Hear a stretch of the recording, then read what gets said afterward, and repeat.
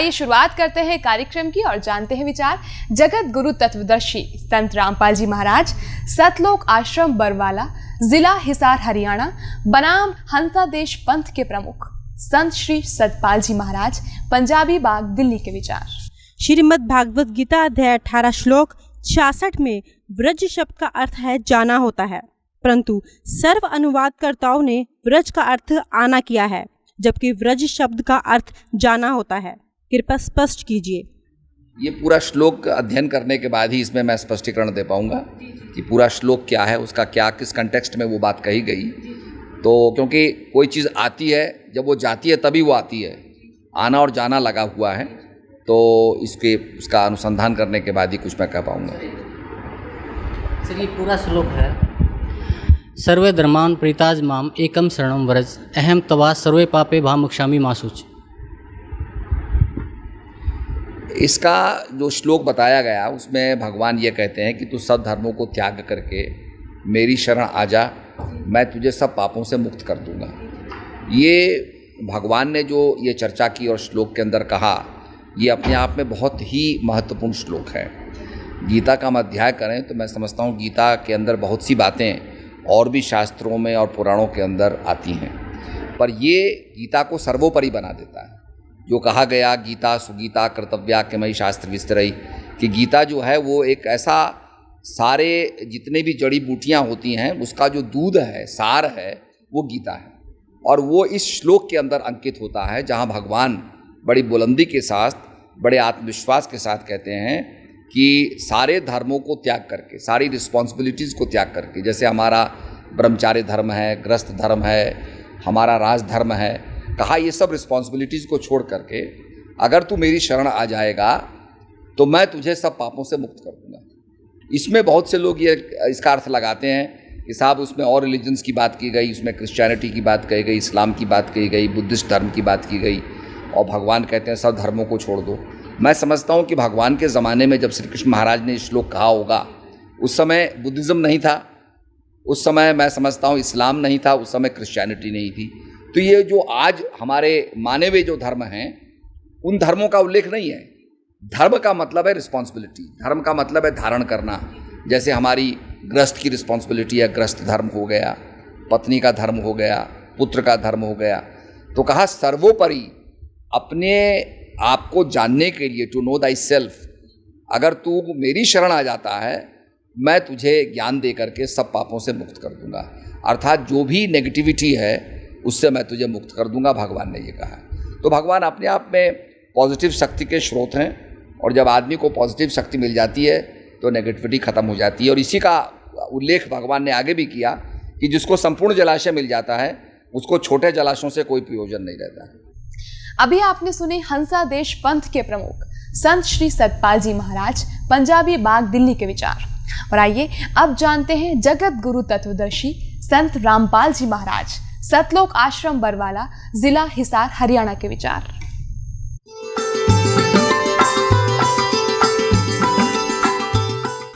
सतगुरुदेव की जय।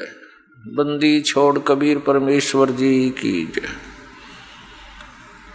बंदी छोड़ गरीबदास जी महाराज जी की जय। स्वामी राम देवानंद जी गुरु महाराज जी की जय हो।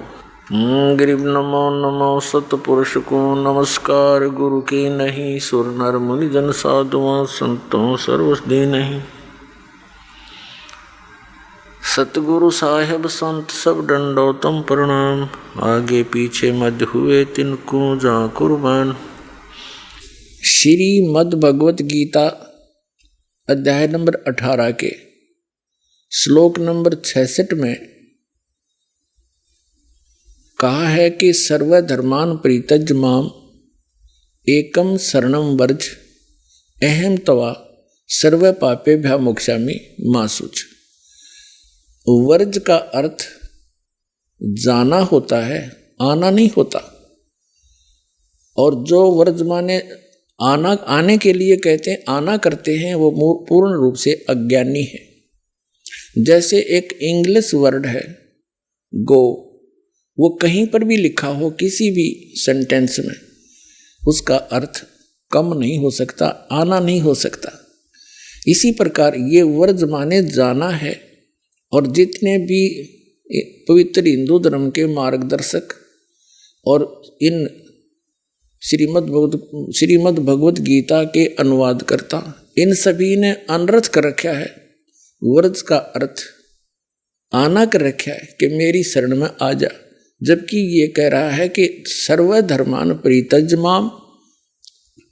गीता ज्ञानदाता कहता मेरे सतर के सभी धार्मिक क्रियाओं को मेरे में छोड़कर एकम शरणम व्रज, एकम जिसके बराबर दूसरा ना हो, अद्वितीय, अहम तवा सर्व पापे भव मोक्षामि मा शुच, तब मैं तुझे सब पापों से मुक्त कर दूंगा, तू चिंता मत करे। गीता अध्याय नंबर 18 के श्लोक नंबर 62 में गीता ज्ञानदाता कहता कि अर्जुन तू सर्व भाव से उस परमेश्वर की शरण में जा, उसकी कृपा से तो परम शांति को और सनातन परम धाम को प्राप्त होगा। और अपने विषय में करा कि मेरी शरण में रहेगा तो तूने युद्ध भी करना होगा। 8वें अध्याय के 5 और 7 में कि मेरी भक्ति कर, मुझे प्राप्त होगा, लेकिन युद्ध करना पड़ेगा। जहाँ युद्ध है वहाँ शांति हो नहीं सकती। तो यहाँ गीता अध्याय नंबर 18 के श्लोक नंबर 66 में व्रज का अर्थ जाना होता है। आना जिन्होंने किया वो महामूर्ख है। अब देखिए इन्होंने कैसे अर्थ किए हैं। अब हम फिर आते हैं उसी प्रसंग पर।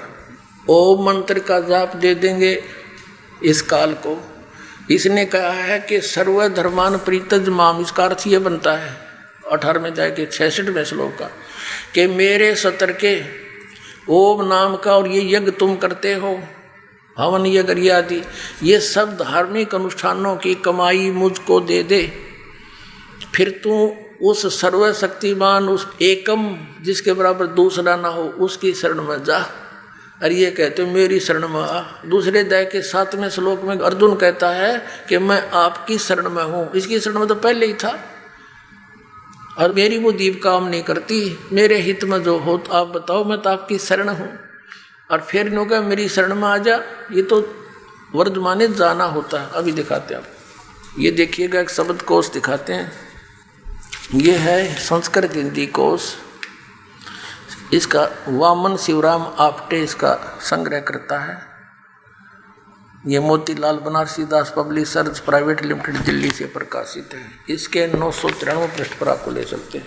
यहाँ क्या लिखा? व्रज शब्द है। व्रज, व्रज माने जाना, चलना, प्रगति करना, विदा होना, जाना, चलना। स्पष्ट हुआ? व्रज माने जाना होता, आना नहीं हो सकता। अब गीता प्रेस गोरखपुर वाले किताब ने देख ली, व्रज माने आ जा, मेरी शरण में आ जा। अब दिखाता हूँ आपको आसाराम जी महाराज के द्वारा प्रकाशित श्रीमद् भगवद गीता, संत श्री आसाराम आश्रम अहमदाबाद। ये देखिएगा, संत श्री आसाराम जी आश्रम, इनका ओम तो आगे कोई ब्योत नहीं। श्री योग वेदांत सेवा समिति, संत श्री आसाराम जी आश्रम, संत आसाराम जी बापू आश्रम मार्ग अहमदाबाद, आश्रम रोड जहांगीरपुर, ये इनका फैक्शन। अब इसमें देखिएगा, ये 18वें अध्याय का 18वां अध्याय मोक्ष संन्यास योग 66वां श्लोक।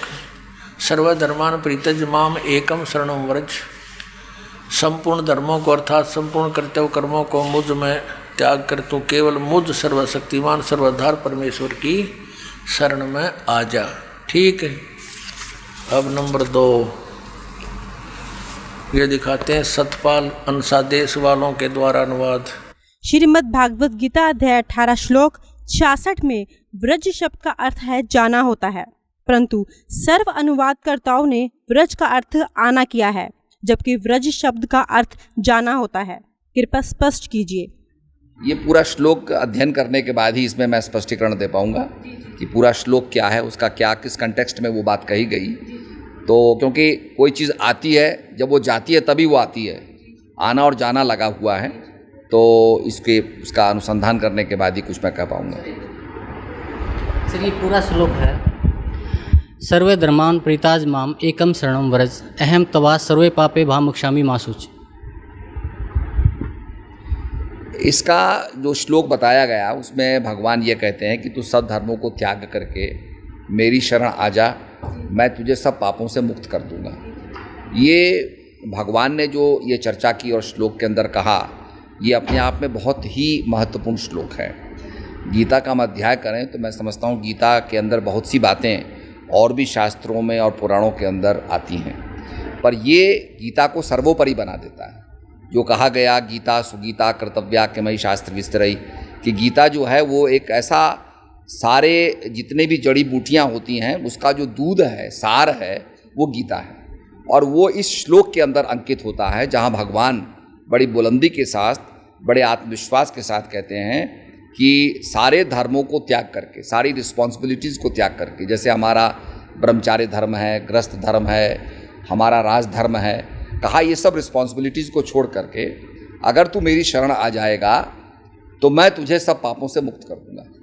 इसमें बहुत से लोग ये इसका अर्थ लगाते हैं कि साहब उसमें और रिलीजन्स की बात की गई, उसमें क्रिश्चियनिटी की बात कही गई, इस्लाम की बात कही गई, बुद्धिस्ट धर्म की बात की गई, और भगवान कहते हैं सब धर्मों को छोड़ दो।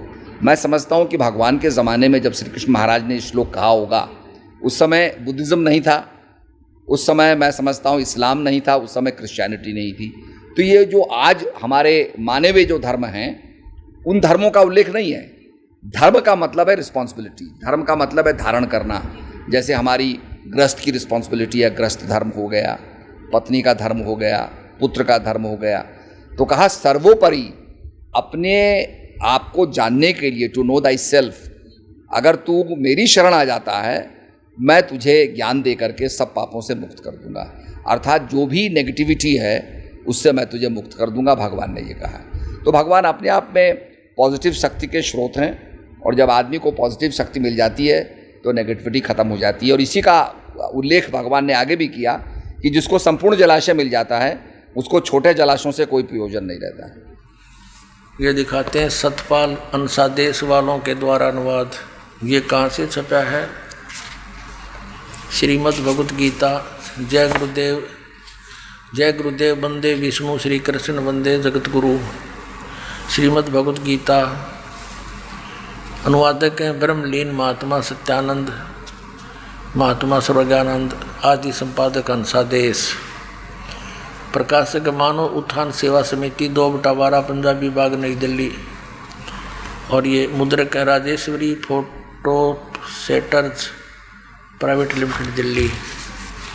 और इसका ये देखिएगा, ये सतपाल जी महाराज हैं, श्री सतपाल जी महाराज। ये इसके ये देखना, ये इनको मान्य है ये अनुवाद, ये 18 अध्याय। और यहाँ का रखा है इन्होंने, ये 61, 62, 63 तक यहाँ है, 64 से लेकर और 66 तक। सर्वधर्मान परित्यज माम एकम शरणम व्रज, इसका अनुवाद इन्होंने यहाँ किया है कि सर्व धर्मों के कर्मों को छोड़कर केवल मेरी शरण में आ। नंबर 2। अब आपको दिखाते हैं तीसरा, सुधांशु जी महाराज। ये सुधांशु जी महाराज, इन्होंने ये कहाँ से छपी है? प्रकाशक हैं विश्व जागृति प्रकाशन ओंकारेश्वर महादेव मंदिर, जी ब्लॉक मानसरोवर गार्डन दिल्ली। मुद्रक हैं इंटर इंडिया पब्लिकेशंस, D17 राजा गार्डन नई दिल्ली। ऐसे ऐसे ये यहाँ पर। अब इसके हम 18वें श्लोक को दिखाते हैं आपको। ये 18वां अध्याय मोक्ष संन्यास योग, 66वां 18वां अध्याय का 66वां श्लोक। सर्वधर्मान परित्यज माम एकम शरणम व्रज, संपूर्ण धर्मों का आश्रय छोड़कर तो केवल मेरी शरण में आ जा। ठीक है, 3। अब चौथा दिखाते हैं आपको। अब देखिएगा एक पूरा, जो कितना बड़ा, इसका अनुवाद देखकर हैरान हो जाओगे। तो साधक संजीवनी नामक है इसका टीका, श्रीमद् भगवद गीता का टीका श्री राम सुखदास जी ने किया है। श्रीमद् भगवद गीता स्वामी राम सुखदास जी,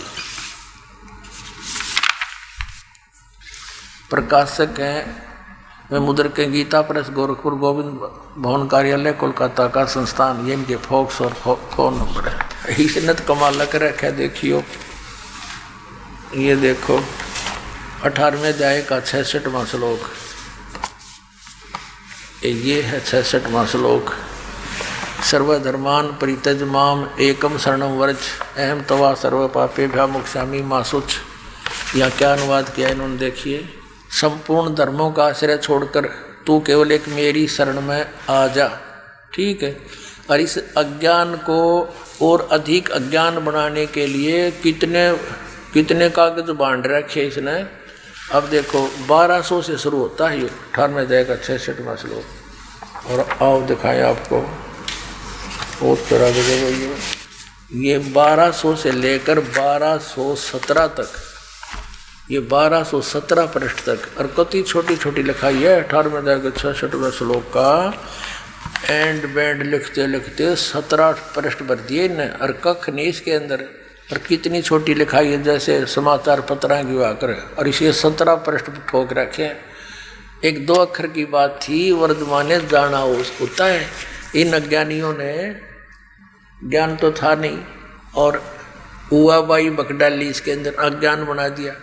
अब देखो दिखाते हैं आपको। सर्वपल्ली डॉक्टर राधा कृष्णन, इनके विषय बताया कि ये बड़े महापुरुष, इन जैसा तो कोई भगवत गीता की व्याख्या तथा प्रत्येक श्लोक सरल करके आधुनिक बार सर्वश्रेष्ठ दार्शनिक डॉक्टर राधा कृष्णन ने कुछ इस ढंग से प्रस्तुत किया है। श्रीमद् भगवद गीता और हिंद पॉकेट बुक से ये छपी है। ये मुद्रक है, लेजर मुद्रक है, doctor security press private limited. इतना अब देखो इन्होंने भी क्या कर रखा है। 18वें अध्याय का 66वां श्लोक। सर्वधर्मान परित्यज माम एकम शरणम व्रज, सर्व कर्तव्यों को छोड़कर तू केवल मेरी शरण में आ जा, ठीक है जी। श्रीमद् भागवत गीता 18 श्लोक 66 में व्रज शब्द है। इसका अर्थ जाना, प्रस्थान करना है, परंतु सर्व अनुवाद कर्ताओं ने व्रज का अर्थ आना किया है। कृपया इसे स्पष्ट करें। ऐसा है, ब्रज घतौ धातु है, तो ब्रज घतौ धातु के इसमें आता है गति अर्थक है। ये गति के 4 अर्थ होते हैं, गति गमन, गति ज्ञान, गति मोक्ष, गति प्राप्ति। तो यहाँ पर जो गत्यर्थक ब्रज धातु है उसके लोट लकार के मध्यम पुरुष के एक वचन में ब्रज बनता है। तो ब्रज का अर्थ है अवगच्छ, अर्थात मुझको जान। नैनम अविदितो देवो भुनक्ति। ये सिद्धांत है कि जब तक परमात्मा को नहीं जान लेता तब तक परमात्मा उसकी रक्षा नहीं कर सकता, इसलिए तुम उस परमात्मा को जानो। श्रीमद् भगवत गीता अध्याय 18 श्लोक 66 में व्रज शब्द है। इसका अर्थ जाना, प्रस्थान करना है, परंतु सर्व अनुवादकर्ताओं ने व्रज का अर्थ आना किया है। कृपया स्पष्ट करने का प्रयत्न करें। प्रश्न जिन्होंने बनाया है उन्होंने अपने स्तर से बताया कि सभी अनुवाद करने वालों ने ज्ञान के अतिरिक्त अर्थ किया है। ऐसी बात नहीं है। ब्रज का अर्थ अवगच्छ, निश्चिन्ह भी होता है, जैसा कि प्रश्नकर्ता ने बताया। तो भगवत पाद शंकराचार्य जैसे मनीषियों ने, धर्म सम्राट स्वामी करपात्री जी महान भाव जैसे मनीषियों ने उसका अर्थ यही किया है कि जैसे जल तरंग अपने को जल रूप समझ ले, घटाकाश अपने आप को महाकाश रूप समझ ले, और जैसे जलचंद्र अपने आप को नवचंद्र समझ ले, उसी प्रकार तुम देहेंद्रीय प्राणांतकरण के अनुरूप अपनी आत्म मान्यता का परित्याग करके ब्रह्मानुरूप अपने आप को समझो, जानो, निश्चिन्ह, अवगच्छ। यह अर्थ भी टीकाकारों ने किया है। भगवत पाद शंकराचार्य और उनके अनुगत महानुभावों ने इसी प्रकार का उपदेश किया है। लेकिन जो श्री वैष्णवाचार्य इत्यादि हैं उन्होंने अपने स्तर से अपने प्रस्थान के अनुसार उस प्रकार का भी अर्थ किया है जिसका चित्रण प्रश्नकर्ता ने किया है। गीता ज्ञान दाता तथा गीता अध्याय 18 श्लोक 62 में अपने से अन्य किस परमेश्वर की शरण में जाने को कह रहा है। तो अपने से अन्य होता है वहाँ जो उपासना में जहाँ देवता की उपासना होती है वो अपने से अन्य होता है, तो उसके शरण में जाने की बात ठीक तो है। श्रीमद् भगवद गीता अध्याय 18 श्लोक के 66 में ब्रज शब्द है, ब्रज शब्द है जी। इसका अर्थ जाना अर्थात प्रस्थान करना है, परंतु अनुवादकर्ताओं ने ब्रज का अर्थ आना किया है, कृपया स्पष्ट करें। ब्रज का जाना प्रस्थान करना वो तो मामूली अर्थ है, लेकिन संस्कृत के कुछ पदों को वहाँ के संदर्भानुसार अर्थ करना पड़ता है, इसलिए वहाँ के संदर्भानुसार ब्रज इसका अर्थ जो अनुवादकों ने किया है, शरण में आओ, वही तो सही है। अरे एक और दिखाऊंगा, आपने कति चौड़े में झूठ बोल रहे। ये देखिएगा, श्रीमद् भगवत गीता यथारूप एस्कॉन वालों की है, ये कृष्ण कृपा मूर्ति श्रीमद् एसी भक्ति वेदांत स्वामी प्रभुपाद संस्थापक आचार्य अंतर्राष्ट्रीय कृष्ण भावनामृत संघ गीतोपनिषद यथारूप संपूर्ण अखंड संस्करण द्वारा कृष्ण कृपा श्री मूर्ति श्री श्रीमद् एसी भक्ति वेदांत स्वामी प्रभुपाद संस्थापक आचार्य अंतर्राष्ट्रीय कृष्ण भावनामृत संघ, ये Bhakti Vedanta book depot Los Angeles London Stockholm Sydney Hong Kong Mumbai, ये यहाँ से छपती है। और देखो न के कमाल कर रखा है कति, ये है 18वां अध्याय का 66वां श्लोक, 66वां श्लोक, ये नीचे आ गया 66वां यहाँ पर। सर्वधर्मान परित्यज माम एकम शरणम व्रज अहम त्वा सर्व पापेभ्यो मोक्षामि मा शुच, यहाँ अनुवाद किया इन्होंने। देख कमाल इनकी तैयारी है कलाबाजी। इन्होंने पहले मीनिंग लिखे हैं, मीनिंग सर्वधर्मान माने समस्त प्रकार के धर्म, परितज माने त्याग कर, माम माने मेरी, एकम माने एकमात्र, शरणम माने शरण में, और व्रज माने जाओ। और यहाँ अर्थ तो कति सही लिख दिया, व्रज माने जाना ही होता है। और देखो नीचे क्या अनुवाद यहाँ कर दिया, समस्त प्रकार के धर्मों का परित्याग करो और मेरी शरण में आओ। अरे वाह, अंग्रेजों ये थे हमारे विद्वान पुरुष, कक्का पता नहीं ने, और महर्षि आचार्य और शंकराचार्य को आ गई है। आपको और दिखाते कलयुगी महर्षि के द्वारा इसका कैसे समाधान किया शंका का। इसने देख के तो आपका कलजा पटेगा, इसे विद्वान था महर्षि दयानंद। दिखाता हूँ आपको, ये है एक पुस्तक महर्षि दयानंद सरस्वती का जीवन चरित्र। इसके लेखक हैं अमर शहीद पंडित लेखराम द्वारा संकलित प्रमाणिक उर्दू भाषा का आर्य भाषा में अनुवाद। अनुवादक हैं आर्य महोपदेशक श्री कविराज रघुनंदन सिंह निर्मल। संपादक हैं पंडित श्री हरिचंद्र विद्यालंकर। प्रकाशक हैं आर्य समाज नया बांस दिल्ली 6 स्वर्ण जयंती के उपलक्ष्य में। अब इसके 208 पृष्ठ पर ले चलते हैं आपको।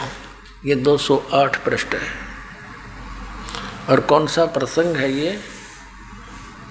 जीवन चरित्र महर्षि स्वामी दयानंद सरस्वती, मिर्जापुर की घटनाएं हैं ये। यहाँ लिखा है, एक समय इसके पास क्या है, राम गोपाल वैश्य ने जो वेदांती था बहुत सी टीकाएं यानी अनुवाद गीता की देखी, परंतु एक श्लोक के विषय में जो उसका संदेह था वह दूर न हुआ। अंत में वह एक दिन हमको साथ लेकर, लेखक कहता है, स्वामी जी यानी महर्षि दयानंद जी के पास गया और स्वामी जी से कहा कि आपसे कुछ पूछना है। उन्होंने आज्ञा दी, तब यह श्लोक पूछा, सर्वधर्मान परित्यज माम एकम शरणम व्रज। स्वामी जी ने कहा, इसके बारे में देखो, ये राम गोपाल वैश्य था, कोई लाला जी वेदांती था, बुद्धिमान था। इसका ये बात खटकी कि व्रज माने जाना होता है और सब ने आना कर रखा है। तो महर्षि दयानंद का बोलबाला था, तो वहाँ गया, उससे पूछा, महाराज इसका अर्थ बताओ, समाधान बताओ कि व्रज माने जाना होता है, ये आना कैसे कर रखा सबने। तो चले फिर महर्षि दयानंद इसका समाधान करने। देखना, स्वामी जी ने कहा, सर्वधर्मान परित्यज माम एकम शरणम व्रज। व्रज का समाधान करने चले स्वामी दयानंद। स्वामी जी ने कहा, सकंद वादीसु परम रूपम वाचम। इस वार्तिक के वकार के अकार के आगे परे जो अकार रहा उसको तद्रूप हो गया, अर्थात वह शब्द धर्म ही रहा, परंतु वास्तव में अधर्म है। अर्थ अधर्म होगा जिससे वह बहुत प्रसन्न हुआ। देखो अब लेखक उसकी बड़ाई कर रहने गए हैं कि उसने समाधान कर दिया। किसने? स्वामी दयानंद ने। वर्ज माने जान की बजाय आण का। क्या कहता है? वार्तिक का, वकार का, अकार का है, अकार का अधर्म का अधर्म हो गया, धर्म का धर्म अधर्म ही रहा। और कहते हो बड़ा खुश होया, उसका समाधान हो गया। इसने खाक समाधान कर दिया। देखियो स्वामी जी ने कहा सकंदवादीसु परम रूप वाचम, जो मतलब की बात थी वह छेड़ी नहीं और सिकलीब शुरू कर दी। इस प्रकार इस वार्तिक के, वकार के, अकार के आगे और पाछे अकार, अधर्म और सधर्म, अन्यों का बड़ा खुश हुआ। फिर उसने वो जिससे वह बड़ा प्रसन्न हुआ। कौन? यु गोपाल, राम गोपाल, वैसे उसका समाधान हो गया। अब ठीक है भाई, वो महर्षि को वहाँ थे श्रद्धालु ने तो मान लिया होगा, ठीक है भाई हमारी समझ तो बार बात से, पर यू वर्तमान ने तो जाना हो है, ये स्पष्ट है। गो माने जाना होता, उसका आना कैसे होगा? कार मकार खकार के था, इसका आगे बकवास करेंगे। ये महर्षि दानंद का समाधान। निरंजन धन तेरा बार, निरंजन धन तेरा दरबार, जहाँ पर तनिक ना न्याय विचार। पाखंडी की पूजा जग में संत को कहें लबार, पाखंडी की पूजा जग में संत को कहें लबार। अज्ञानी को परम विवेकी, ज्ञानी को मूड गंवार, निरंजन धन तेरा दरबार, निरंजन धन तेरा दरबार, जहाँ पर तनिक न न्याय विचार। कह कबीर सुनो भाई साधो, या सब उल्टा व्यवहार। कह कबीर सुनो भाई साधो, या सब उल्टा व्यवहार। सच्चों को तो ये झूठा बतावें, इन झूठों का एतबार, निरंजन धन तेरा दरबार, निरंजन धन तेरा दरबार, जहाँ पर तनिक न न्याय विचार। परमात्मा क्या करते? लेकिन झूठा बता सब विश्वास करे बैठे, और मुझ सच्चे न ते झूठा बताओ, झूठा का एतबार, निरंजन धन तेरा दरबार। पुण्यात्माओं, आज का जो प्रसंग एक बहुत महत्वपूर्ण रहा आपके लिए। पुण्यात्माओं देखो, कष्ट तो हम बालक छोटा सा पढ़ रहे कक्षा में, घर पे भी पढ़ रहे, ट्यूशन भी लगावे, स्कूल में भी करके आवे काम।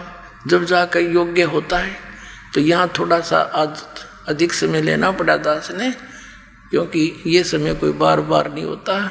एक तो आपके समक्ष ये कंसेप्ट क्लियर हो गया कि 3 मंत्र के जाप से जीव का मोक्ष होगा, और जो पहले जो मंत्र है फर्स्ट एड जो आपकी, वो आपको यहाँ तक क्लियर करेगी, और उसके आगे फिर वो त्रिकुटी पर हम इस ब्रह्म के ओम नाम के जाप की कमाई दे देंगे। यो कहता है सर्वधर्मान परित्यज माम, मेरे सतर की जितनी भी धार्मिक तेरी क्रियाएं हैं, ओम नाम से लेकर ये यज्ञ आदि, मुझे छोड़ दे। फिर एकम शरणम व्रज, क्योंकि हम इस ओम नाम का यज्ञों का फल स्वर्ग महास्वर्ग में खाते रहे, अब हम नहीं बरतेंगे अपनी पूंजी ने, इसका पकड़ा देंगे इसको और छोड़ मारा कर अकाउंट क्लियर। फिर जब नो कहा फिर मैं तुझे सब पापों से मुक्त कर दूंगा। पापों के आधार से हम गधे कुत्ते बनते रहे और पुण्य हम इसकी स्वर्ग में, इसके होटल में बर्बाद कर देते, तो परमात्मा के ज्ञान से हम नहीं इसको कुछ नहीं छोड़, इसका दे देंगे, पकड़ तू पीछा छोड़ मारा। और फिर जो दूसरा मंत्र है तत्व मंत्र, वो 7 संग ब्रह्मांड का किराया है परब्रह्म यानी अक्षर पुरुष के लोकों से पार करने का। उसका अकाउंट वहाँ करेंगे, उसका जा करके उस 11वें द्वार में वहाँ पकड़ा के इस तरह टिकट ले के इसके क्लियरेंस। और फिर तीसरा नाम जो सार नाम है वो सचखंड सतलोक में पहुँचाएगा। अपने आत्माओं ये आचार्य और ये शंकराचार्य हमारे धर्म गुरु कहते हैं, श्री कृष्ण जी अपने विषय में कह रहे हैं और कोई परमात्मा नहीं, नहीं और कोई नहीं है। इन्होंने आज 5500 वर्ष हो गए श्रीमद् भगवत गीता और पुराणों को और वेदों को लिपिबद्ध हुए, इन्हें कख नहीं पता इसके बारे में। आचार्य का अर्थ गुरु होता है और गुरु अध्यापक होता है, जो सिलेबस से पूरा परिचित हो, मास्टर हो। और जिसने कख नहीं पता वो काहे का टीचर, काहे का आचार्य है। ये डबो दिया सारा देश, हिंदू समाज को इन्होंने भूत बनवा के फिर उनने की पूजा करवाते हैं, श्राद्ध निकलवा का पोषण करते हैं लोग। अपने आत्माओं ये तो कंसेप्ट क्लियर हुआ कि श्रीमद् भगवत गीता अध्याय नंबर 18 के श्लोक नंबर 62 में और 66 में गीता ज्ञानदाता ब्रह्म है, सरपुरुष है, अपने से अन्य उस परम अक्षर ब्रह्म की शरण में जाने को कहता है। वो परम अक्षर ब्रह्म कौन है ये दास बताओगा। वो कबीर साहब है, वो काशी के अंदर धानक रूप में, जुल्हे रूप में आया था, जिसको एक कवि कह करके हमने उनका इतिहास बंद कर रखा था। ये परम अक्षर ब्रह्म है। उन्होंने 600 वर्ष पहले वो ज्ञान दिया था जो आज हमारे सदग्रंथों में विद्यमान है। और ये हमारे आचार्य और शंकराचार्य श्री शंकर देव श्री विष्णु जी को अजन्मा, अजरो अमर, इनके कोई माता पिता नहीं बताते। और पुराणों के अंदर इनके इतिहास में लिखा कि इनके माता पिता हैं, इनकी जन्म मृत्यु होती है और इनको ये भगवान बताते हैं। शिव पुराण के अंदर लिखा कि तुम ब्रह्मा और विष्णु तुम भगवान नहीं हो, तुमने अपने आप को भगवान मान लिया। अब पुणात्माओं प्रसंग ये चला था कि हमारे धर्म गुरु शंकराचार्यों, आचार्यों और सतयुग से लेकर आज तक इन ब्राह्मणों यानी मैं ऋषियों को ज्ञान नहीं। इनको ये भगवान बताते हैं, विष्णु और शंकर जी को और ब्रह्मा जी को, और इनको ये भगवान बताते हैं, ये मालिक बताते हैं, और ये भगवान नहीं है, ये प्रमाण है पुराण में। अभी कंसेप्ट क्लियर करते। ये है पवित्र शिव महापुराण। पुणात्माओं एक समय श्री ब्रह्मा जी और विष्णु जी का आपस में युद्ध हो गया। किस बात पर युद्ध हो गया कि ब्रह्मा जी कहते हैं विष्णु जी को कि मैं तेरा पिता हूँ, तेरा जनक हूँ। विष्णु जी कहते हैं मैं तेरा पिता हूँ, मैं तेरा जनक हूँ। इस प्रकार दोनों का युद्ध हो गया। इनके दोनों के युद्ध को समाप्त कराने के लिए ऊपर से इनके पिता ने, इस ब्रह्म ने, सरपुरुष ने इनके बीच में एक सतम खड़ा कर दिया, लिंग, बहुत बड़ा पिलर तेजों में। इन्होंने लड़ना तो छोड़ दिया, उसका और छोर खोदने लगे। फिर यहाँ पर ये प्रकट हो गया शिव जी का रूप धारण करके। ये ऐसे छल करता है, इसने प्रतिज्ञा कर रखी है कि मैं अपने वास्तविक काल रूप में कभी किसी के सामने प्रकट नहीं होऊंगा। इसका काल रूप कौन सा है? गीता जी अध्याय नंबर 11 के श्लोक नंबर 47-48 में ये कहता है कि अर्जुन देख, ये है मेरा काल रूप, विराट रूप, और इसकी प्राप्ति ना वेदों वर्णित विधि से, ना जप से, ना तप से, ना यज्ञ से, किसी प्रकार से नहीं हो सकती। ये तो मैं अपना अनुग्रह करके तेरे ऊपर कृपा की है, तेरे से पहले इसको किसी ने नहीं देखा था और ना आगे कोई देख सकता। गीता जी अध्याय नंबर 7 के श्लोक नंबर 24-25 में ये कहता है कि ये मूर्ख जन समुदाय मुझ अव्यक्तम व्यक्तिम आपनम मनन्ते, मुझ अव्यक्त को मैं अपने योग माया से छुपा रहता हूँ। ये मूर्ख जन समुदाय मुझे व्यक्ति रूप में आया हुआ कृष्ण मान रहे होंगे। I am not Krishna. तो वो छुपा रहता है। छल क्या करता है, कभी विष्णु रूप का धारण करके किसी को दर्शन दे देता है, ऋषि को, साधक को, तो वो विष्णु जी की महिमा गाता है कि आप ही सर्वशक्तिमान हो, मैंने समाधि काल में आपके दर्शन हुए, आप छुपाए हो अपने आप को। ऐसे ही कोई साधक साधना कर रहा है ब्रह्म की, तो उसको ब्रह्मा के रूप में दर्शन दे देता है। वो कहता है ब्रह्मा जी, ये ब्रह्मा जी सर्वशक्तिमान है, ये छुपाए बैठे अपने आप को, और किसी को शंकर भगवान के रूप में दर्शन दे देते, तो वो कहते हैं शंकर भगवान ही सर्वेश्वर है। तो इस प्रकार ये भ्रम फैला रखा था इस काल भगवान ने, और इसी के आधार से श्री ब्रह्मा जी, श्री विष्णु जी को भ्रम हो गया कि मैं पालन करने वाला, ब्रह्मा जी का मैं उत्पत्ति करने वाला। विष्णु जी को ये था कि तू मेरी नाभि कमल से उत्पन्न हुआ, ब्रह्मा जी कहते हैं मैं सारी सृष्टि का उत्पन्न करने वाला हूं, मैं प्रजापिता हूं। इन दोनों का युद्ध हो गया। तो तब ये आके खड़ा हो गया उनके पास और उनसे क्या कहता है कि तुमने अज्ञानता से अपने आप को ईश मान लिया, भगवान मान लिया, यू आर नॉट गॉड। ये दिखाता हूं आपको, ये देखिएगा श्री शिव महापुराण हिंदी टीका सहित भाग 1। ये श्री शिव महापुराण, इसके कौन है लेखक? विद्यावृद्धि पंडित ज्वाला प्रसाद जी मिश्र कृत हिंदी टीका सहित, खेमरा श्री कृष्ण दास प्रकाशन मुंबई। ये शिव महापुराण है। इसके हम विद्वेश्वर संहिता पर पहुंचते हैं। ये विद्वेश्वर संहिता 17 पृष्ठ नहीं, पहले हम आते 11 पृष्ठ पे। ये देखिएगा, ये 11 पृष्ठ विद्वेश्वर संहिता शिव पुराण अध्याय 6 में। यहाँ पर नंदी केश्वर यानी वो नंदी बैल बता रहा है भगवान शंकर का। नंदी केश्वर बोले कि हे योगेंद्र, एक समय विष्णु भगवान शेष सैया पर अपने गरुड़ आदि पार्षदों के से संयुक्त लक्ष्मी सहित शयन करते थे। उस समय ब्रह्म ज्ञानियों में श्रेष्ठ ब्रह्मा जी अपनी इच्छा से वहां आए। सब प्रकार सुंदर सेज पर शयन करते हुए कमल लोचन विष्णु जी से पूछने लगे, तुम कौन हो? मुझे देखकर अभिमानी पुरुष के समान शयन करते हो। वत्स बेटा उठो, देखो मैं तुम्हारा स्वामी आया हूं। आए हुए स्वामी का गुरु को देख कर दुर्मान करता है, वह उस द्रोही मूड का प्रायश्चित होना निश्चित है। यह सुनकर विष्णु जी के अंतर्मत क्रोध हुआ, पर ऊपर से दिखाया नहीं, परंतु बाहर से शांत रहे और बोले, बेटा वत्स ब्रह्मा। विष्णु जी बोले ब्रह्मा जी को, वत्स बेटा तुम्हारा मंगल हो, बैठो इस आसन पर विराजो। इस समय तुम्हारे नेत्र कुटिल और मुख वक्र क्यों हो रहा है? ब्रह्मा जी बोले, हे वत्स विष्णु, तुमको समय के प्रभाव से अभिमान है।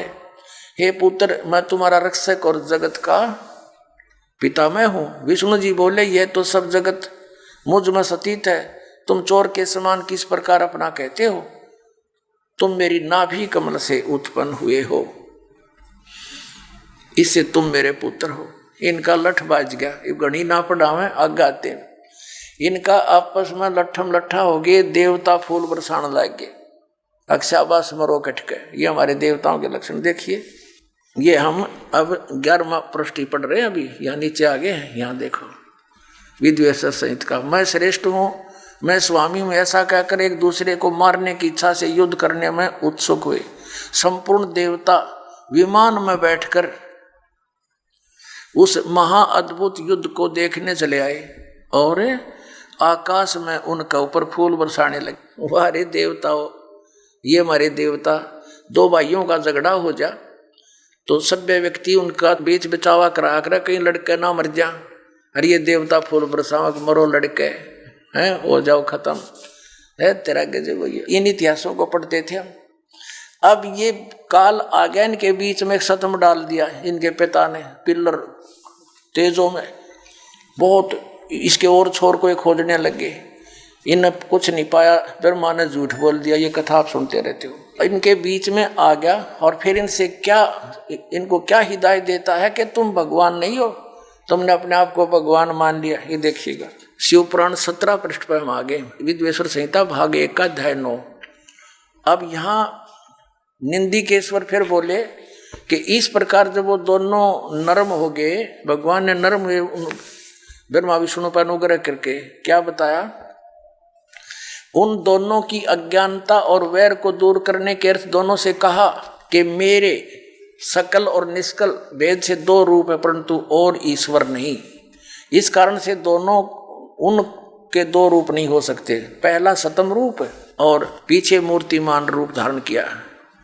इसमें ब्रह्म निष्कल और इस रूप गुण सगुण, मेरे दोनों रूप से और दूसरे के किसी के नहीं। अब इनसे क्या कहा? इस कारण से तुम दोनों को अथवा दूसरों को ईश तव की प्राप्ति नहीं हो सकती। तुमने, ब्रह्मा और विष्णु ने अज्ञानता से अपने को ईश माना, भगवान मान लिया। ये बड़ा ही अद्भुत हुआ, ये बड़ा गलत हो गया। उसको दूर करने को ही मैं रण स्थान में आया। अब तुम अपना विमान त्याग कर मुझ ईश्वर में अपनी बुद्धि लगाओ। मेरे प्रसाद से लोक में सब अर्थ प्रकाश होते हैं। अब ये क्या कहता है कि मैं जगत का वर्धक होने से मैं ब्रह्म हूं। आप आगे दिखाता हूं आपको, प्रश्न नंबर 18 पर देखिएगा। पहले ये देखेंगे अध्याय नंबर 10 का, और यहां हम आ जाते हैं। हे पुत्रो, ब्रह्मा और विष्णु को कह रहा है, इनका पिता ये ब्रह्म, काल रूपी ब्रह्म सरपुरुष। हे पुत्रो, यह कृत आपने तब से प्राप्त किया है जिसको सृष्टि की उत्पत्ति और प्रलय पालन कहता है। विष्णु और ब्रह्मा जी को इनका पिता ये काल कह रहा है कि कृत आपने तब से प्राप्त किए हैं जो कि सृष्टि की उत्पत्ति और पालन कहता है, जो मैंने प्रसन्न होकर तुम्हें दिया। इसी प्रकार दूसरे दो कृत रुद्र और महेश को प्रदान किए, परंतु अनुग्रह कृत कोई भी पाने को समर्थ नहीं है। अब इसमें दास तो कहना चाहा था कि दो तो ये ब्रह्मा विष्णु हो गए, और रुद्र और शिव ये दो नारे हो गए, ये चार हो गए, और पांचवा ये बोल रहा है। ये पांचवा जो बोल रहा है ये इनका पिता है, ये सरपुरुष है, और वहां ये शिव रूप में खड़ा हो गया इनके पास आकर। ये ऐसे ही धोखे से काम करता है, अपनी वास्तविकता से परिचित नहीं होने देता। ब्रह्मा और विष्णु ने शंकर भगवान मान लिया। अब आगे देखना ये क्या कहता है। ये काल जो इन चारों को संबोधित कर रहा है, वो कहता है कि मेरा ओंकार मंत्र है। ये अब हम 19 पृष्ठ पर आगे 18 पढ़ लिया। विद्वेश्वर संहिता अध्याय 10 ही चल रहा है, यहां देखना। इस कारण उस ज्ञान की सिद्धि के निमित्त ओंकार नामक मंत्र जप करो। अभिमान को दूर करने वाला है, सोई निज मंत्र उपदेश करते हैं। यह ओंकार मेरे मुख से उत्पन्न होने से मेरे ही रूप का बोधक है, महामंगल करने वाला है। यह वाचक है, मैं वाच्य हूँ। यह मंत्र मेरा आत्मा है, उसके स्मरण से मेरा स्मरण होता है। उत्तर के मुख से अकार, पश्चिम के मुख से उकार, दक्षिण के मुख से मकार, पूर्व के मुख से बिंदु, मध्य के मुख से नाद उत्पन्न हुआ। इस प्रकार 5 प्रकार से यह निर्गत हुआ। वह सब एक होकर ओम ऐसा एक अक्षर हो जाता है। अब कहने का भाव ये है कि ये ओम एक अक्षर इस ब्रह्मा विष्णु महेश के पिता का है। ये हो गया स्पष्ट। अब हम आते हैं पुनः देवी पुराण पर। अब इससे क्या सिद्ध हो गया कि ब्रह्मा विष्णु रुद्र और ये महेश ये भगवान नहीं है। इनका पिता खुद कह रहा है कि यू आर नॉट गॉड। अरे हमारे आचार्य शंकराचार्य हिंदू धर्म के धर्मगुरु यही नहीं को भगवान बता के हमें मूर्ख बना रहे। आज तक इनका कख नहीं पता था, इनको वेदों गीता और पुराणों का। बताओ पुण्यात्माओं, इनने हमारे भोलेपन का नाजायज फायदा उठाया। नकली गुरुओं ने बैठा दिया, पूरा मानव समाज भूत बनवा दिया। फिर उनकी पूजा करवाते हैं, श्राद्ध निकालो, पिंड भरवाओ। अब जो साधना दास बताएगा उसमें ना तो कोई भूत बने, फिर कोई क्रिया की जरूरत नहीं उनकी। प्रसंग ये चला था कि सतयुग से लेकर आज तक इन ब्राह्मणों यानी नए ऋषियों को ज्ञान नहीं। इनको ये भगवान बताते हैं, विष्णु और शंकर जी को और ब्रह्मा जी को, और वो भगवान नहीं है। सिद्ध हो गया कि ये भगवान नहीं है। अरे इनको ये भगवान बताते रहे, ईश बताते रहे। अब सतयुग के ब्राह्मणों ने ज्ञान नहीं। बताओ, सतयुग से लेकर आज तक ब्राह्मणों ने ज्ञान नहीं वेदों का। अब देखिएगा श्रीमद् देवी भागवत गीता प्रेस ग्रुप से प्रकाशित, संपादक हनुमान प्रसाद पोदार चिमनलाल गोस्वामी। ये गीता प्रेस गोरखपुर से प्रकाशित है। इसके हम 414 पृष्ठ पर आते हैं। ये 414 पृष्ठ है श्री संक्षिप्त देवी भागवत और छठा स्कंद। अब यहाँ से पढ़ेंगे। जन्मेजय ने पूछा, महाभाग किस युग में कैसा धर्म का स्वरूप है? इस संपूर्ण विषय को विशेष रूप से बताने की कृपा कीजिए। व्यास जी बोले, राजन, यह निश्चय कि सतयुग में ब्राह्मण वेद के पूर्ण विद्वान थे। उनके द्वारा निरंतर भगवती जगदम्बा की आराधना होती थी। भगवती का दर्शन करने के लिए उनका मन सदा ललायित रहता था।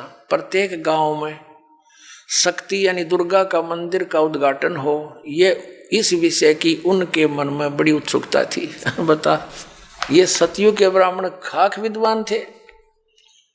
कहते हैं व्यास जी का ज्ञान देख लो कि सतयुग के ब्राह्मण वेद के पूर्ण विद्वान थे और दुर्गा की भक्ति करते थे। अरे तेरा फूटे बाग हमारे, इसे आचार्य हमारे।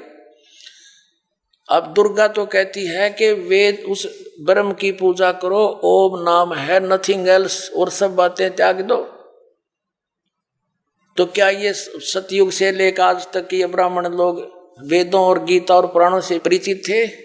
इन्होंने अपना भी भक्ति नाश किया, अपना जीवन नष्ट किया और साथ में यजमानों को भी ले डूबे। ये अब ये तो सतयुग के ब्राह्मणों के विषय में। अब कलयुग के ब्राह्मणों की जानकारी जो वर्तमान के शंकराचार्य और आचार्य तकरीबन ये ब्राह्मण ही है, ब्राह्मण वर्ण के।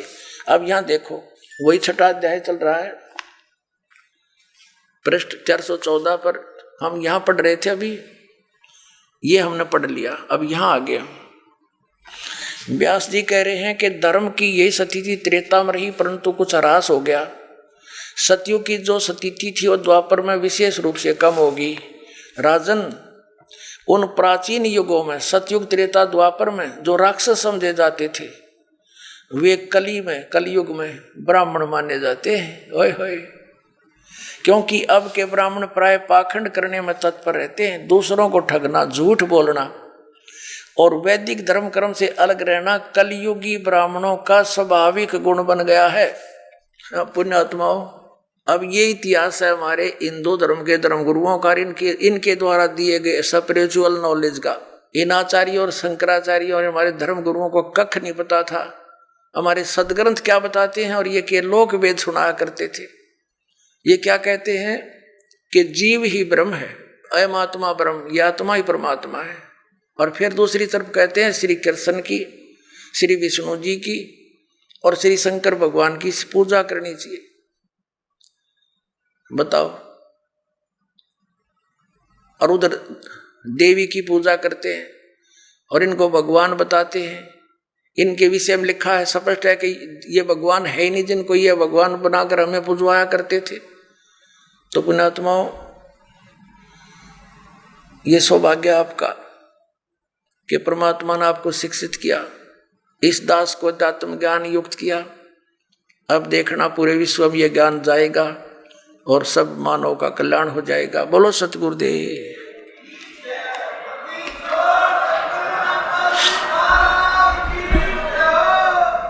निरंजन धन तेरा बार, निरंजन धन तेरा दरबार, जहाँ पर तनिक ना न्याय विचार। कह कबीर सुनो भाई साधो, या सब उल्टा व्यवहार। कह कबीर सुनो भाई साधो, या सब उल्टा व्यवहार। सच्चों को तो ये झूठा बतावें, इन झूठों का एतबार। निरंजन धन तेरा दरबार, निरंजन धन तेरा दरबार, जहाँ पर तनिक न न्याय विचार। परमात्मा कहा करते, लेकिन झूठा बता सब विश्वास करे बैठे और मुझ सच्चे न ते झूठा बताओ। इन झूठा का एतबार, निरंजन धन तेरा दरबार।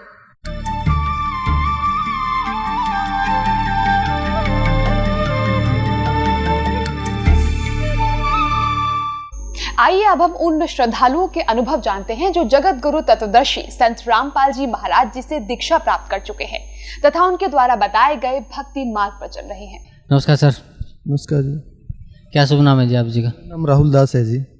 सर कहाँ से आए आप? मेरा गांव पावड़ा, डिस्ट्रिक्ट हिसार, हरियाणा से जी। सर क्या काम करते हैं आप? मैं TCS टाटा कंसल्टेंसी सर्विसेज में सॉफ्टवेयर इंजीनियर पे हूँ जी अभी। सर संत रामपाल जी महाराज की शरण में आने से पहले आप कौन सी भक्ति करते थे? संत रामपाल जी महाराज की शरण में आने से पहले जी मैं और मेरे फादर मतलब सारे घर वाले ये मानते थे कि भगवान है और उसका नाम लेते थे। बाकी कभी मतलब हनुमान जी की पूजा या शिव जी की पूजा कर लेते थे, एज सच किसी के पास नहीं जाते थे। गुरुओं को तो हम मानते ही नहीं थे, किसी भी संत को, गुरु को। हमें लगता था ये सारे ही मतलब अपना बिजनेस है, इनका एक धंधा, वो बिजनेस कर रहे हैं, दैट्स इट। सर, परम संत सतगुरु रामपाल जी महाराज की शरण में आप कैसे आए? ये बहुत ही बड़ी इंटरेस्टिंग स्टोरी है जी। मेरे चाचा जी जो हैं वो भी गवर्नमेंट हाई स्कूल पावड़ा के अंदर ही हिंदी टीचर है, और मेरे फादर भी वहीं पे SS master government high school में। तो मेरे चाचा जी ने नाम ले रखा था संत रामपाल जी महाराज जी से। वो मतलब शास्त्रों वगैरह काफ़ी अध्ययन किया करते थे, तो उन्होंने उस कारण से नाम ले लिया था सारी पढ़ करके कि संत रामपाल जी जो भी कह रहे हैं वो शास्त्र अनुसार कह रहे हैं और वो बिल्कुल सच कह रहे हैं। वो कहा करते थे हमें कि आप नाम ले लो, बट हम नहीं मानते थे। हमें मतलब सच्चाई, हमें ये लगता था कि कोई कमीशन के लिए कोई नए आए हैं, इन्हें अपना बिजनेस सेटअप करना, तो उसलिए कर रहे हैं। लेकिन फिर क्या हुआ कि मेरे फादर को सर्वाइकल और पैरालिसिस दोनों हो गई, और उन्हें अग्रोहा मेडिकल कॉलेज और जिंदल हॉस्पिटल दोनों ने रिजेक्ट कर दिया। ये बोल दिया कि इसको आप कहीं भी ले जाओ, ये ठीक नहीं होगा, इनकी एंड स्टेज है। तो उस स्टेज में मेरे फादर से हम लोग खड़ा भी नहीं हुआ, मतलब हो सकते थे। वो तो 42-43 डेज ऐसे हो गए थे। तो एक दिन मैं उस टाइम अपनी बीटेक कर रहा था, सेकंड सेम में था, तो पापा जी की तबीयत मतलब बहुत ज़्यादा क्रिटिकल हो गई। ये हुआ कि अब गए। तो मेरे चाचा जी गांव से बाहर रहते हैं, तो हम गांव के अंदर ही रहते थे तब। तो मम्मी ने फ़ोन किया चाचा को कि चलो कहीं ले चलते हैं एटलीस्ट, मतलब उनको बहुत ज़्यादा मतलब क्रिटिकल कंडीशन थी, बहुत सीवियर पेन हो रहा था। तो बुलाया चाचा जी को। चाचा जी बोले चलो ठीक है, इसको ले चलते हैं, लेकिन इसको उन्हीं डॉक्टर्स के पास लेके जाएंगे जिन्होंने इसको एक बार रिजेक्ट करके भेज दिया है। तो उनके पास कुछ है नहीं, तुम मेरे कहने से इनको संत रामपाल जी महाराज जी से उपदेश दिलवा दो, और वो भगवान है, वो चाहे सो कर सकते हैं, मुझे पूर्ण विश्वास है। तो पापा जी बोले कि अब इस स्टेज में अगर ठीक कर देगा, this means he is good. तो ये बिल्कुल 100% ट्रू थिंग है, आप मानो या न मानो। सुबह के 2:30 बजे का टाइम था, ये मार्च 2006 की बात है। संत रामपाल जी महाराज उस टाइम करौथा में थे। तो चाचा जी ने फ़ोन किया कि जी ऐसे ऐसे बड़ा भाई है, और मतलब बहुत ज़्यादा उसका मतलब लास्ट स्टेज चल रही है। तो गुरुजियों की यही वर्डिंग थी कि बेटा ये इसी तरीके से आना था, ये अदरवाइज आने वाला नहीं था, और अब इसको फ़ोन दे जल्दी। फ़ोन लिया, इतनी बुरी मतलब इतनी ज़्यादा पीड़ा हो रही थी, पापा को रो रहे थे। और फ़ोन लेते गुरुजी ने ये कहा खुश रहो बेटा। और सबके बीच में संत रामपाल जी जिसके ऊपर इतने एलिगेशन लगाए, इतने जेल में डाला गया इस निकम्मे सीएम ने, आर्य समाजियों ने, और जिसको साधारण जेई कह करके रिजेक्ट कर दिया गया। जो 37 साल तक साधारण जेई थे, उनके अंदर ऐसी क्या पावर आ गई। वो संत रामपाल जी करौथा बैठे हुए हमारे घर पे थे, और मेरे पापा को आशीर्वाद दे करके ठीक कर दिया। बिल्कुल 110% सही बात है। जैसे ये आदमी ड्रामा कर रहा था, इसके कोई सर्वाइकल नहीं, कोई पैरालिसिस नहीं, और कहा बेटा खुश रह, तेरी आयु भगवान ने बढ़ा दी है, तेरे को इसी तरीके से शरण में लेना था। तो सारे मतलब अचंभित हो गए। तो चाचा जी ने बोला कि क्या दिखा आपको? तो बोले भाई साधारण कपड़े के अंदर, बिल्कुल साधारण कुर्ते पाजामे के अंदर, और साफा गले में डाले हुए एक भोली सी शक्ल का आदमी था, और वो मुझे दिखाई दिया है, और वो आशीर्वाद करा था। तो चाचा जी बोले पहचान लोगे आप? कहता हाँ मैं पहचान लूँगा। उससे पहले हमने कभी संत रामपाल जी को कभी नहीं देखा था, हम बिलीव ही नहीं करते थे इन संत के अंदर। तो चाचा जी फोटो लेके आए, तो एक फोटो जिसके अंदर गुरुजी ऐसे किए हुए बैठे हैं बिल्कुल भोली सी शक्ल में, उसको देखते पापा बोले यही थे वो संत। फिर उसके 2 दिन बाद पापा फिर करौथा आश्रम में आए और फिर नाम लिया। उसके बाद मैं बीटेक में था, मैं फिर घर पे आया। तो ये तड़फ हमें पहले ही थी कि भगवान नाम की कोई पावर है, वो है वास्तव में। बाकी और जितने ही भगवान हमें लगता था ये सारे हैं, कुछ ना कुछ उसी के रूप होंगे, बट हमने ऐसी डेडिकेटेड किसी की भक्ति नहीं करते थे हम। उसके बाद मैंने भी नाम उपदेश लिया। During my 3rd year campus placement के लिए फर्स्ट टाइम हमारे कॉलेज में आ रही थी टीसीएस कंपनी, और हमारे गुरुदेव तब जेल में थे।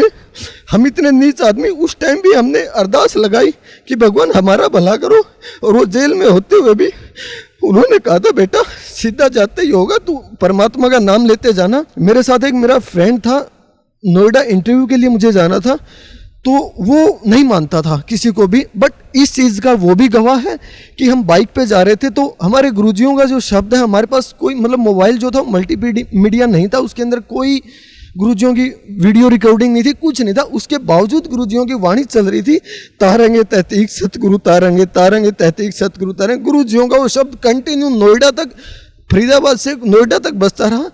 हमारे 3 इंटरव्यू थे, 3 राउंड थे इंटरव्यूज के अंदर। मेरा सिर्फ फर्स्ट राउंड हुआ और जाते ही जो लेडी बैठी थी इंटरव्यू पैनल के अंदर, उसने यही बोला, बेटा आपको ज्वाइनिंग जो है वो त्रिवेंद्रम की मिलेगी, आप कर लोगे ना वहाँ पे। कोई क्वेश्चन नहीं पूछा गया, कुछ नहीं पूछा गया मेरे से, और मेरा फिर सिलेक्शन हो गया। उसके बाद हमारे गुरुदेव जो हैं जेल से आए 2008 के अंदर। फिर पापा को स्टोन हो गया, तो पापा बोले गुरुजी शरीर छूटेगा।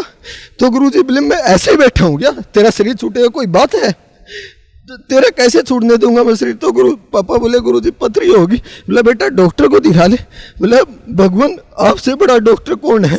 तो हाथ लगाया था, बिल्कुल 100% सही है। मेरे पापा के पेट के हाथ लगाया, कहता जा बेटा आराम से रह, कुछ भी स्टोन उसका। फिर हमने एक्सरे अल्ट्रासाउंड सब कुछ करवाया, कुछ नहीं था। उसके बाद मेरी मम्मी को मतलब वेंस जो उनकी ब्लॉक हो गई थी पिछले 15 सालों से, बहुत दुखी थी। वो गुरुजियों के सामने अरदास की कि भगवान हम दुखी है, मेरा कहीं इलाज नहीं हो रहा है, डॉक्टर के पास चले गए, किसी के पास। तो गुरुजी बोले बेटा भक्ति कर, भगवान चाहे सो कर सकता है। और उन्होंने वो किया, वो बिल्कुल ठीक है। उसके बाद और आज अगर फाइनेंशियल कंडीशन की बात की जाए, हमारे घर कोई कमी नहीं है, कोई भी कमी नहीं है। मैं खुद टीसीएस में हूँ, मेरी मिसेज जो है वो एक डीम्ड यूनिवर्सिटी में प्रोफेसर है, और हमारी एक गुड़िया है। अभी 10 दिन पहले की बात है, कूलर घर पे चल रहा था, तो उसकी जो जाली थी वो टूट गई थी, वो लगवाई नहीं थी। वो खेलते खेलते उसने हाथ दे दिया उस कूलर के अंदर। पापा अंदर बैठे हुए, सारे घर वाले, तो एकदम बड़ी तेज आवाज हुई और वो रोने लगी। तो भाग के गए कि हाथ दे दिया, देखा तो उसके हाथ के खरोंच भी नहीं लगी हुई थी। तो बंदी छोड़ने का, ये मेरी बेटी है और तुम मेरे बच्चे, बेटा भक्ति करो। तो इस परमात्मा के कहाँ तक गुण गए। और ऐसे परम पिता को, ऐसे परम संत को और उठा करके जेल में डाल दिया नीचों ने। ए भगवान हमारे लिए आप दुखी हो रहे हो, मालिक आपका कहाँ तक शुक्र गुजार करें हम। ए बंदी छोड़, ए गुरुदेव। सर भक्त समाज को क्या संदेश देना चाहते हैं आप? मैंने संत रामपाल जी महाराज का नाम लेने के बाद इनकी द्वारा बताई गई हर चीज को बड़ी बारीकी से देखा, हर ग्रंथ को मैं उठा करके लाया, उसको अंदर देखा, फिर मैंने हर चीज को मिलाया। और मैं यही कहना चाहूंगा, जो इन नकलियों के फंसे हुए, जो इनको गुरु मानकर के आप औरों के बैठे हुए, ये गुरु है ही नहीं, ये आपके सबसे पक्के दुश्मन है, जो आपको आने नहीं देना चाहते इस भगवान के चरणों में। अरे भगवान कह रहा है चीख चीख करके I am God, I am God, और आप कह रहे हो कि ये नहीं है, तो ये आपकी ना समझिए। अरे मैं कह रहा हूँ माय नेम इज राहुल, और आप कह रहे हो कि नहीं है, तो ये आपकी ना समझिए, मेरी नहीं। वो भगवान चीख चीख करके कह रहा है कि आ जाओ आ जाओ आ जाओ। और आपके लिए, हमारे लिए वो गालियां खा रहा है, पता नहीं क्या क्या उनको सुनना पड़ रहा है, जेल में डाल दिया गया, और फिर भी कह रहा है कि मैं तुम्हारे लिए पलकें बिछाए बैठा हूँ, मेरे बेटो आ जाओ आ जाओ। ये माँ बाप के काम हो सकते, भगवान ही इतना आपको प्यार कर सकता, कोई नहीं कर सकता। जिनको आप गुरु मान करके बैठे हो, ये अपनी रोजी रोटी चलाने के लिए करो। और आप मेरी बात न मानो, आप उनके देख तो लो रहे, आप फिजिक्स का टीचर हो, फिजिक्स का उसको पी तक नहीं पता तो काहे का टीचर है। Same thing is true for your gurus also. अरे ये भगवान के बारे में कह रहे हैं, इनको ये तक नहीं पता वो कौन है, कहाँ है, क्या रहता है, इनको एक अक्षर नहीं पता। आपको नहीं विश्वास होता, आप देख लो, पछताओगे। संत Rampal ji is God, true God, वास्तव में जिसको भगवान कहा जाए वो संत रामपाल जी। और जो नास्तिक है, जो नहीं मानते, कहते भगवान है या नहीं, वो भी आकर के देख लो, सामने बैठा हो, सारे जगत का रचनहार इस बरवाला की पावन भूमि के ऊपर टहल रहा है। आज देख लो, चले जाएंगे फिर नहीं आएंगे। हे बंदी छोड़, मेरी सभी से प्रार्थना है, जितने भी वर्ल्ड के अंदर, जितने भी आज मानव जाति में आकर के और भगवान के चरणों में आ जाए। इनको संत न लगाएं, ये संत है ही नहीं, ये परमात्मा है। परमात्मा आए हुए अपने जीवन का कल्याण करवा लो, नकलियों के मत फंसो, ना ही किसी और चक्कर में। भगवान आए हुए जा करके अपने पिता ही है हमारे, ये वही भगवान है जिसके बारे में कहा जाता तव में माता चाहे पिता तव में। ये है वो जो लाड करे, हमारे दुखों को दूर करे। आकर के पैर पकड़ लो अपने पिताजी के। ये भगवान आए हुए हैं सतलोक आश्रम बरवाला, डिस्ट्रिक्ट हिसार, हरियाणा के अंदर। सच्चा है। धन्यवाद भाई साहब, बहुत बहुत धन्यवाद।